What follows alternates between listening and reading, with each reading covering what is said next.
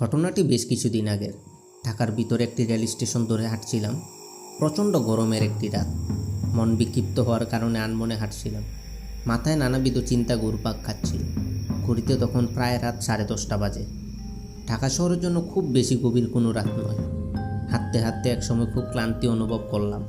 হঠাৎ সামনে একটি রেল লাইন দেখতে পেলাম। রেল লাইন যেখানে বাঁক নিয়েছে সেখানে ছিল একটি বাজার। ওখানে গিয়ে বসলাম। ঢাকায় সাধারণত রেল লাইনের পাশে বাজার হয়, কিন্তু এখানে দেখলাম ঠিক রেল লাইনটা জুড়েই বাজার। বলতে গেলে লাইনের দুপাশ ঘিরেই বাজার। অনেক মানুষ দেখে এগিয়ে গেলাম বাজারের দিকে। বেশ কিছু চায়ের দোকান, প্রায় সবগুলোই মানুষের ভিড়ে ঠাসা। নিজেকে কিছুটা আড়ালে রাখার জন্য মোটামুটি ফাঁকা একটি দোকানে বসলাম। দোকানিকে চা দিতে বলে আশেপাশে তাকালাম। নানা ধরনের মানুষ কথা বলছে, ঝগড়া করছে, সাধারণত যা হয়ে থাকে। দোকানে চা দিল। খেয়াল করলাম আমি যে দোকানটিতে বসে আছি সেটা একটু একটু করে মানুষের ভিড় বাড়ছে। অন্যান্য দোকানের সামনে যারা বসা ছিল তাদের মধ্যে প্রায় অনেকেই উঠে এসে আমার আশেপাশে দাঁড়িয়ে চা খেতে লাগলো। খেয়াল করলাম প্রায় সকলের পরনেই লুঙ্গি। যদিও অবাক হওয়ার মতো কিছু নেই, তবুও মনে হলো সবাই ইচ্ছে করে একই ধরনের পোশাক পরেছে। ফালতু চিন্তা করছি ভেবে উঠে দাঁড়ালাম। দোকানদারকে জিজ্ঞেস করলাম কত হয়েছে বিল। মনে হলো একথায় সবাই আমার দিকে তাকালো, সরাসরি নয়, আর চোখে। তাই দেখে আমি অস্বস্তি বোধ করছিলাম। টাকা বের করার জন্য আমি পকেটে হাত ঢুকালাম। দোকানিকে আবার জিজ্ঞেস করতে সে বলল বিল লাগবে না। আমি রেগে গেলাম। আমি বললাম বিল লাগবে না কেন? আমি তো বিশেষ কেউ নই যে আমার বিল লাগবে না। মানিব্যাগ বের করব লক্ষ্য করলাম দোকানে আমার দিকে সরাসরি তাকিয়ে আছে। সবচেয়ে বড় ধাক্কা খেলাম যখন বুঝলাম চেষ্টা থাকা সত্ত্বেও আমি মানিব্যাগ বের করতে পারছি না। আমার ভয় লাগা শুরু হলো। দোকানি আমার দিকে তাকিয়ে বিদ্রূপের হাসি আসলো। আমি মানিব্যাগ বের করার চেষ্টা অব্যাহত রাখলাম। ভাবলাম কোনো কারণে আমি নিজের উপর দুর্বল হয়ে পড়েছি। এক সময় মানিব্যাগ বের হলো। 20 টাকার একটি নোট বিস্কুটের টিনগুলোর উপর রাখলাম এবং কিছুটা দ্রুত দোকান থেকে বের হয়ে গেলাম। রেল লাইন পার হয়ে অল্প কিছু দূরে এসেছি। হঠাৎ কি মনে হতেই ফেলে আসা বাজারের দিকে পিছন ফিরে তাকালাম। ওই দোকানে আগের মতোই ভিড়।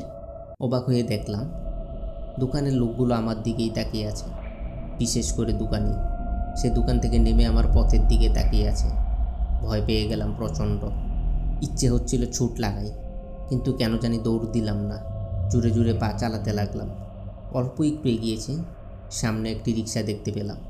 রিক্সা থেকে মনে হলো আমি জীবন ফিরে পেলাম। হুড়মুড় করে রিক্সায় উঠে পড়লাম। গন্তব্যস্থানের না বলতেই রিক্সা চালক রাজি হয়ে গেল। রিক্সা যেন হাওয়ার গতিতে ছুটতে লাগলো।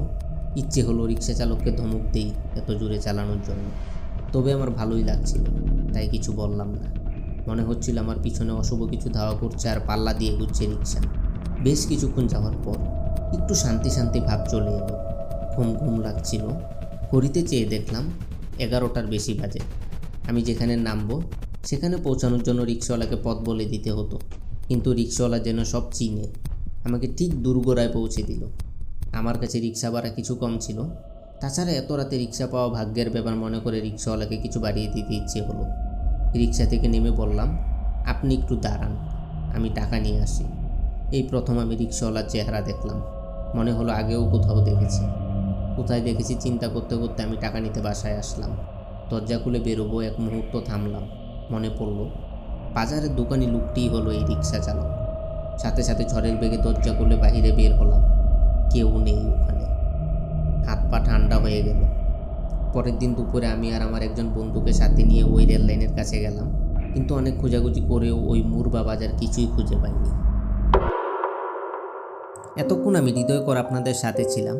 ঘটনাটি কেমন লাগলো তা অবশ্যই কমেন্টে জানাবেন। লাইক, শেয়ার ও সাবস্ক্রাইব করে দিবেন। আজকের মতো বিদায়। ভালো থাকবেন, সুস্থ থাকবেন, ভৌতিক ভ্রমণের সাথে থাকবেন, কারণ ভৌতিক ভ্রমণ মানে ভয়ের দুনিয়ায় পা রাখুন।